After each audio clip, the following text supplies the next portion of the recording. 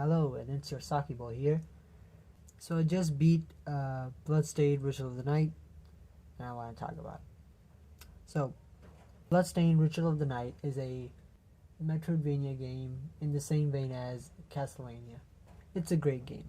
So, let me just talk about some things. First, let's talk about how the game looks. Now, it is a 2.5D. Is it that the word? It's a 3D game in a 2D plane. That's how I would describe it. Um, and the visuals are okay, a bit janky in some parts. Like, I will admit that if I would have preferred if this game was completely 2D, I think that would work better for it. In all honesty, but I do get. I do understand why 3D, because 3D appeals to a more wide audience, I guess. But in my opinion, if a 2D art style for this game would have been better, at least in my opinion. And visuals are okay. There's nothing really that stands out in the visuals. They're just okay. Now the music. Now the music is basically your typical Castlevania-esque music. You know, the very orchestral, gothic music, and you know what I mean when I say Castlevania-esque music. If you heard, if you heard if you played any of the games, you know how the music is like. So the music's it's also okay. It's good, but it's not like the best part of the game. Now let's get to the combat, the main gameplay loop, if you will. Uh, Now the gameplay loop is something that I learned from the YouTuber Yahtzee from The Escapist. I really loved his Diary of a Game Creator or something similar to that, which he made, where he made a game a week, and I really loved his series on it. So in one of his videos, he talked about the primary gameplay loop, which is the primary thing you are doing in most games, which is the loop that you do again and again in a game.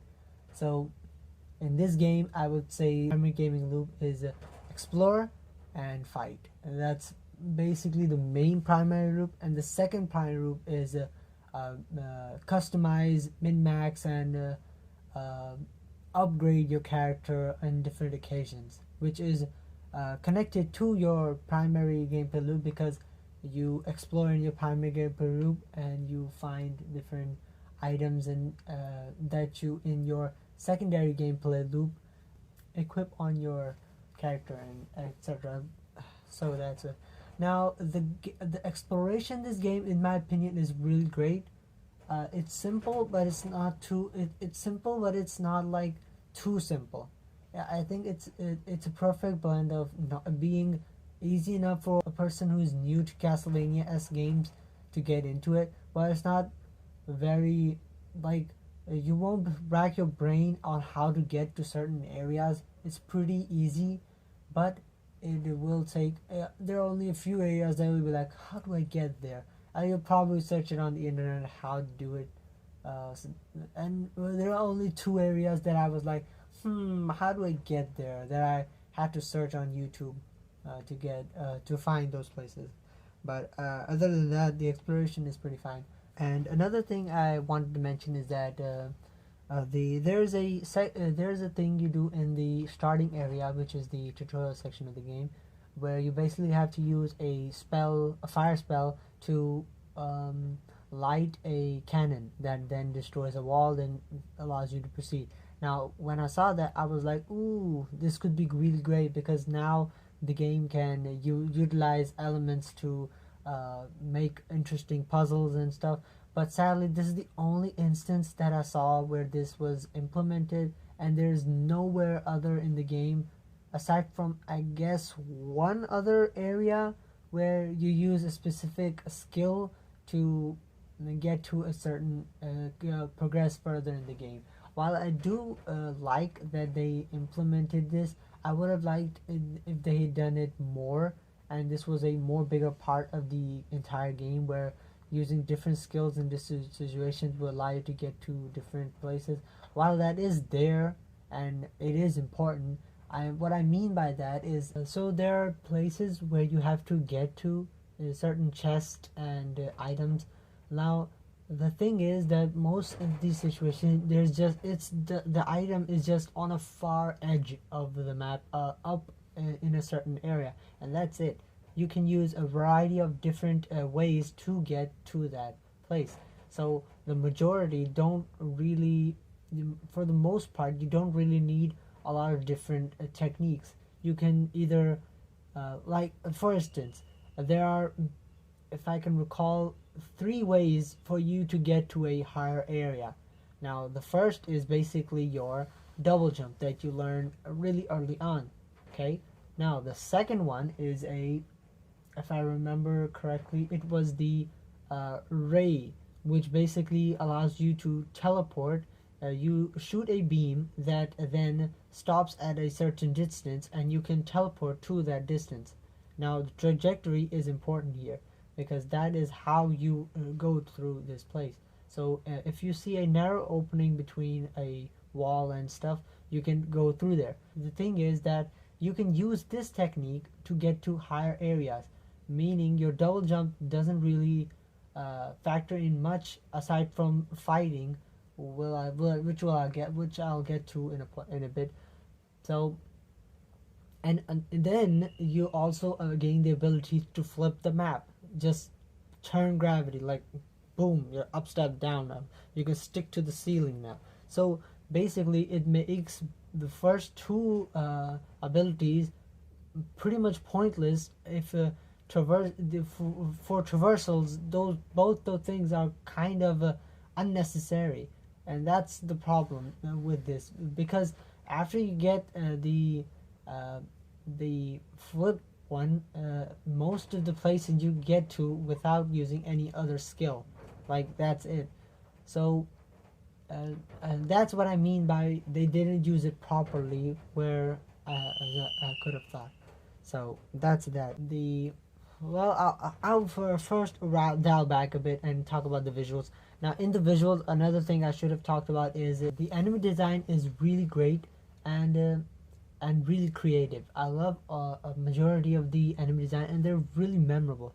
The most notable ones are these cat things. I don't know what they're called, but they just pop, and like there's a cat coming from the walls, or what, you're going like this, right? And it comes like this, like there's a cat poking out from a dimension, and it just using spells and shit, and it was really jarring at first, but then I was like, huh, well, these are demons and shit, so I don't know, maybe there's a cat demon that goes through portals, a giant cat or anything.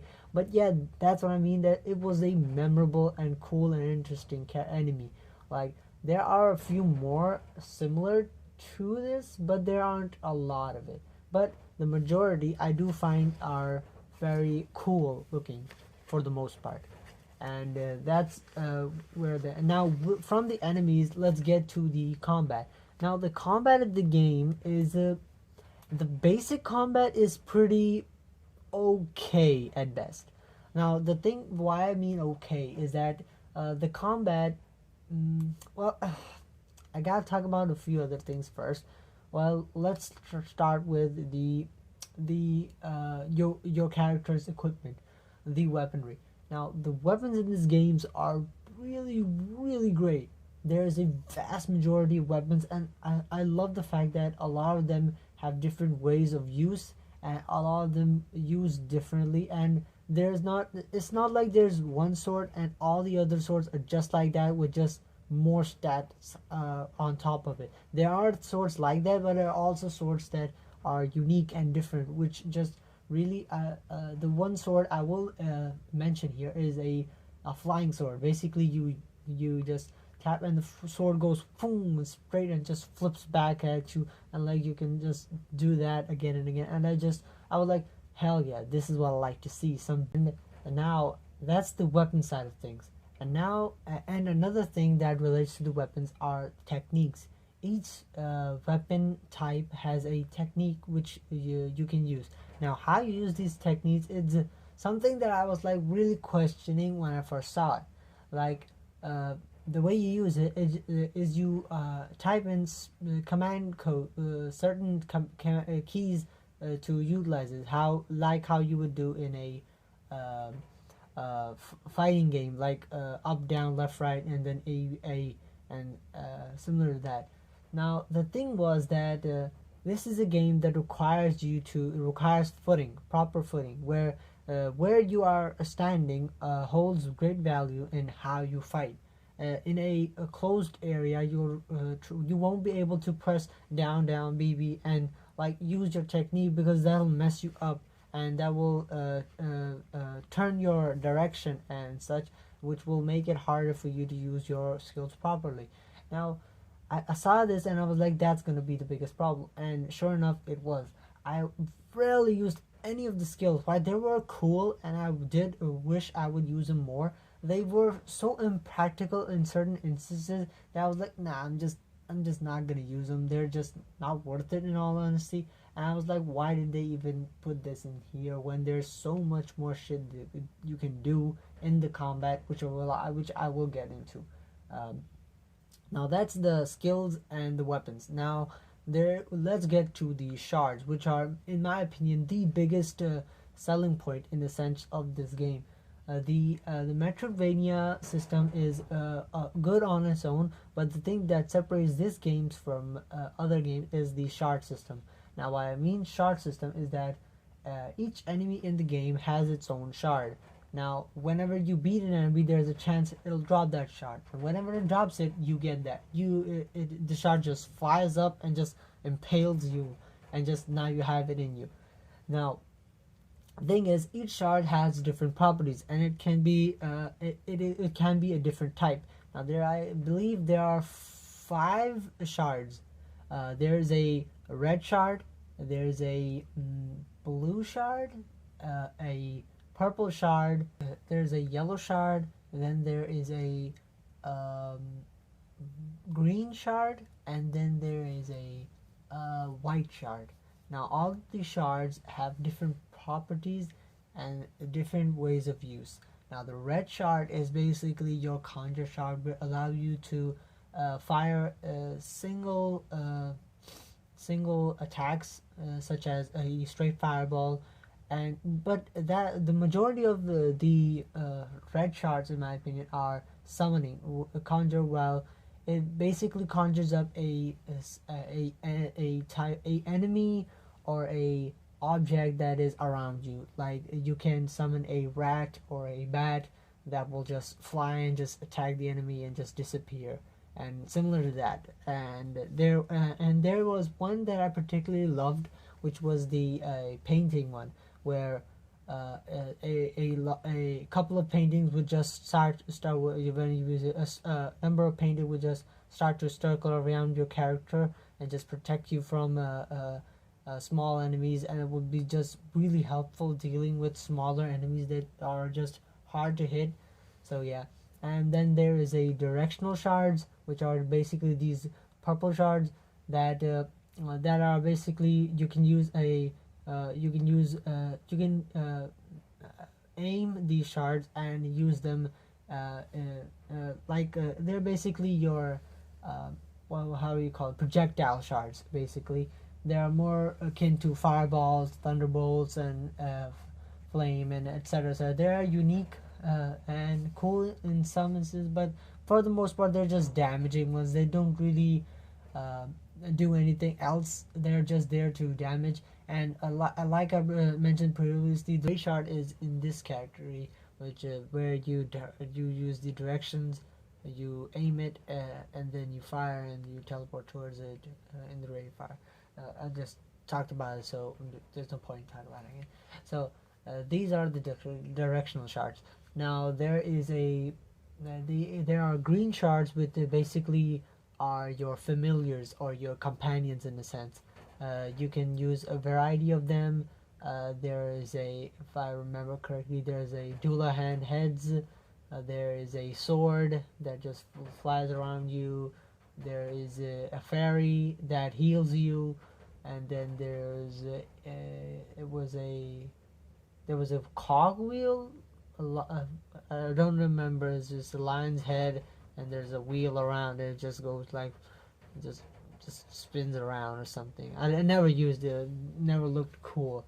So yeah, the only ones I used were the fairy and then the Doolahans. Those are the ones that I used the most because they were just cool. I just liked them. They just flung around. It's me. So yeah, that were cool. So those are that, and then there's the yellow sharks, which are basically passive upgrades like more health, more stamina, more MP, uh, more stat boosting things like more luck, more strength, and there were other benefits like getting more XP, getting more money, getting higher chances to for enemies to drop things and things similar to that. And another thing that was cool, which I'll get to in a bit, but first I should just name off all the sharks. And then there was the golden one, the green one, the purple one. Then there were the uh, yeah, I think that's it. There was the white ones, which are basically passive, but they're just permanent passives. Like you don't have to equip them. You just after you get them, you can just toggle them on and off, and that's about it. So those are the shards. Now I talked about the weapons, the skills, the shards, and all these things are just amazing, and I just enjoy using them. But the main problem is that uh, while your character can do all this shit, and while I did praise the enemy design, the enemy AI, and the combat where the enemy behavior is pretty shit compared to your character. Like your character can do a lot of shit, but your enemies, they can't do much aside from a few enemies that use skills and such. The majority enemies don't do much. They're, for the most part, the more smaller enemies, they just fucking just fucking just touch you, just walk to you and just touch you. And this is a pet peeve of mine. I'm just gonna talk about it now. I just really hate this mechanic where the just simple touch of your enemy damages you. I've hated this system for a long while now. It was understandable back in the day when programming of games weren't that complex and you were pretty simple shit. But now gaming has advanced to such a degree that this just, whenever I see it, it just basically feels lazy. Like, can you not program the attacks of the enemy to damage you and not just the enemy at the foot of the enemy? Like, it's not even using it as attack, dude. It's just touching you. Now I understand if there's a enemy force field that basically damages you. I get that. If that's the case, then that's fine. But enemies that have nothing like that and just walk up to you, and that's not walk up to you, you just accidentally just touch them, breeze against them, and you get damaged. Now this terribly undermines the attacks of the enemy, because the enemies in a lot of times do more damage just because you run into them than they do when they attack you. That is a thing that I just hate, and this just destroys the game's combat for me personally, because what's the point in do anything the enemy does when you can just the best option is just stay far from them and just whack them, just use a ranged weapon. Now that doesn't do a lot of damage, but the thing is that just the combat doesn't feel satisfying. Your attacks never feel like they do. They don't feel like they do a lot of damage. While yes, the damage numbers do go up the more powerful weapon you use, but a lot of the time it doesn't feel like you're actually doing anything to it. Like I don't want to mention it again, but don't like mentioning it a lot. But then it comes to the Dark Souls thing, but Dark Souls just does it such brilliantly. Like no other game just feels like it's being lackluster in comparison to Dark Souls, whereas its combat just felt weighty and all your attacks mattered. No, I'm just going into a rant at this point. I shouldn't talk about that. But all in all, the combat is fine and your character can do a lot of shit. But the fact that your enemies don't do much, and the AI is pretty simple, and the combat itself doesn't feel all that good is what ultimately brings the game down for me personally. While it is good and it's fine, but it is something that hinders it from becoming a really really amazing game. Now this is something the game's problem. This is a problem with the entire Metroidvania genre. Aside from the majority that I've played, this is a problem that I've always seen. That the combat is, while your character has a lot of shit and stuff, uh, for the most part, the general combat is pretty simple, and it doesn't really affect the gameplay much. You get all this shit, but what's the point of using it when one thing works just as well as the other? Like, there's no point in using different techniques when one does it all. That's what I'm trying to say. But all in all, I feel like I'm being way too negative here. But all in all, it's okay. It's not. It doesn't break the game or make the game less enjoyable. This is a nitpick that I feel like hinders the game a bit. But all in all, this is okay. Now let's get to some other parts of the game. So I've talked about the visuals, the music, the combat, now another thing I should mention, which I forgot, is the customization of the character. While the shards are pretty cool and all, your character can also equip items such as headgear, rings, accessories, and armor. Now the headgear is which you can see, and the accessories and the armor are basically stat boosters and don't really give you much. Now they're okay. They don't really bring that much of a customization to, aside from a certain stat boost and stat differences. They're not that amazing, but they are there and they are interesting. They are welcome addition, I believe.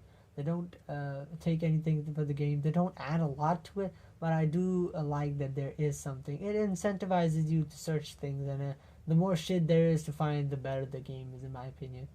So that's there. And then there's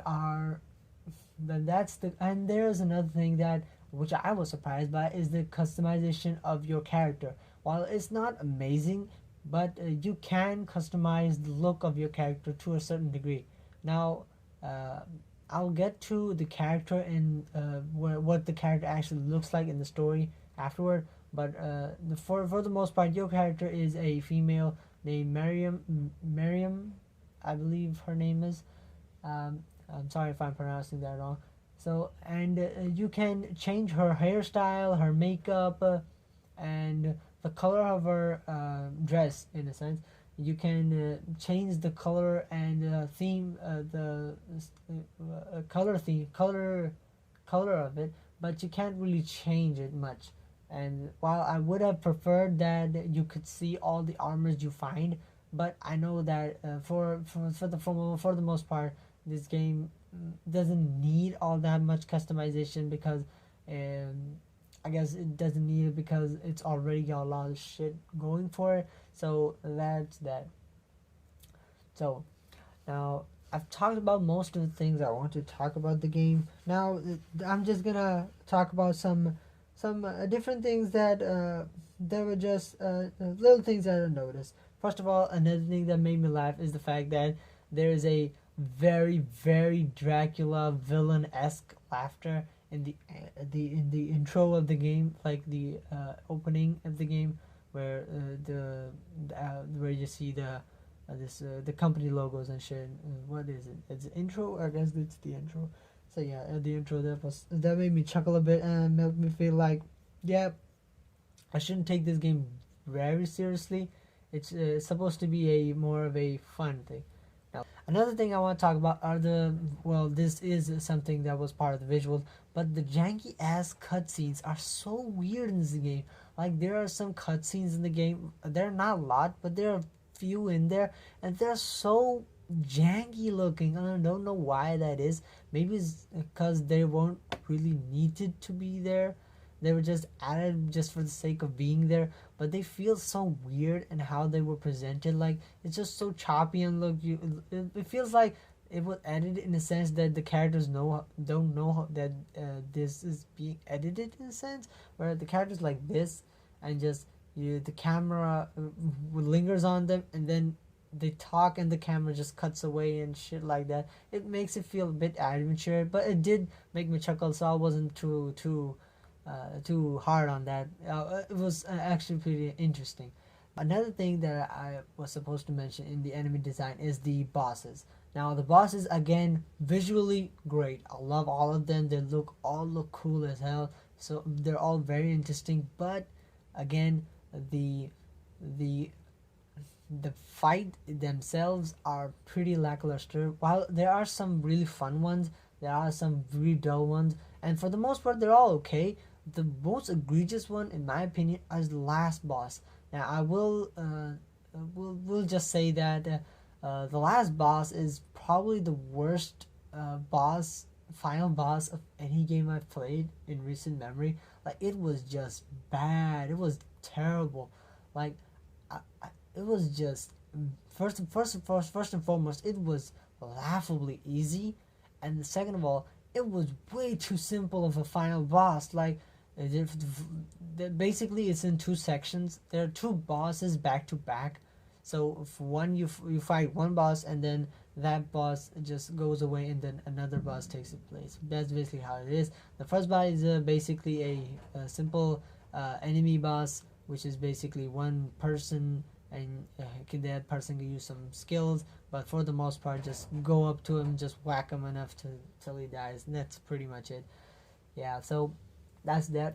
And the second boss is basically, well, I don't want to spoil it. I will spoil it afterwards when I start talking about the story and that.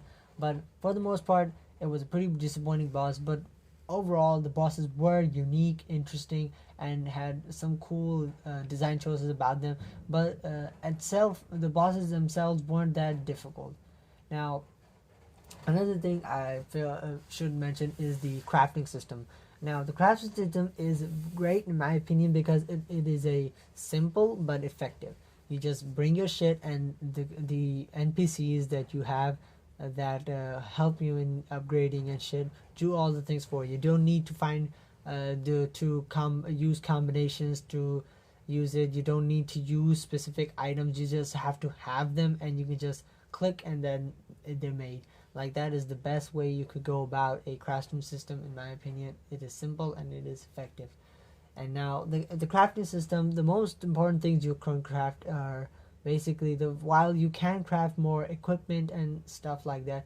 What I love in the crafting system here is the cooking system, which is, in my opinion, the one of the more fun cooking systems, because you just have to find the ingredients, and you can just, after you find certain recipe books which you just find in the game, you can make certain recipes for different foods.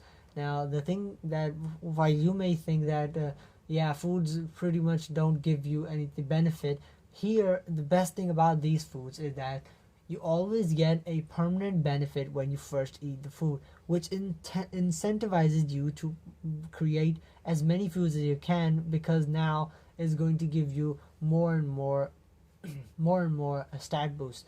While again, and at the end of the day, the fact that you don't really need that stat boost, because the game is pretty easy if you just are careful enough. You probably won't die. Most you'll die is in these first areas of the game, and not a lot in the second area, because by then you have so many skills and abilities that they really don't do much. And that's that. And now let's get to the story. Now, the story is pretty cut and dry for the most part. Like, what happens, the thing about the story is that it is a story where the most of the story takes place before everything happens. Like, the thing that happens in this game is that you come to an area, you have to stop someone who you knew was your friend. You stop them, you find out that your friend was being controlled, and then you go and kill the person that was controlling him, and that's pretty much it. Like, that's as easy as the story goes. Now, there are certain beats to it that give it more nuance and make it more interesting by giving backstory and stuff. But for the most part, the story is pretty simple. There's only a few handful of twists in the game, and then that's it. But now there's one thing that I was not expecting here, and that is the thing that I heard, and that heard was, and I was just playing the game, and a certain character shows up. Now I did not know something about this game that I just didn't realize after hearing this. I heard the voice of the most beautiful man, a voice so distinct, so beautiful, so majestic. It was just, it made me feel so nostalgic. Like, oh my god, is that what I hear? My hero. Is that you, Snake? But yeah, David Hayter voices a character in this game, and I did not know he did voice someone in this game. And when I heard it, I was like, wait a minute, is that? No. Is it? Nah. What? Huh? Could it be? I was like, man, I was like, I feel like, no, I can't be mistaken. And then I was like, and I checked, and I was like, yes, I fucking love this. But sadly, because the game story isn't all that like interesting and really a lot interesting, it is simple. So while I do enjoy the fact that I got to hear David Hayter's voice again, because I haven't heard his voice since Metal Gear Solid 4, I guess. But man, it was amazing.